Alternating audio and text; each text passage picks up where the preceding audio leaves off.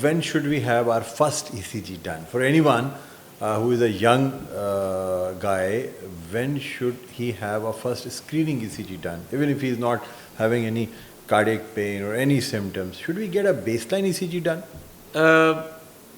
I think ECG is such a simple test. So, I think generally we would say I do have an elaborate test. When we do, so we see the cost effectiveness ratio and whether what kind of, X-ray, there is an exposure to, on X-ray exposure to the body, whereas on ECG there is no harm in getting it done.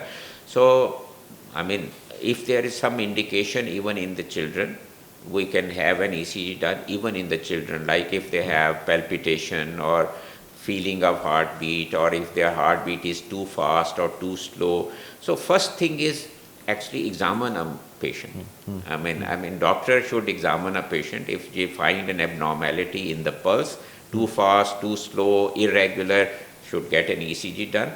I won't advise that a person should just go on his own or her own and get an ECG done. I think consult your physician, let him examine or her examine you, and then if they find any clue, ECG is a very simple basic test, it can be done right from there, and some clue can be done. ECG is not an absolute, no test is absolute. It's not diagnostic. Absolute diagnostic. Yeah, in certain situation it is very helpful. We very often do I had chest pain and next day I went and got an ECG done and ECG was normal, so I'm fine. Okay, doesn't mean anything. It does not exclude that you don't have a heart disease 100%. So every test has its own limitation, and it is only useful in certain situations. Its own false negative ratio and false positive ratio.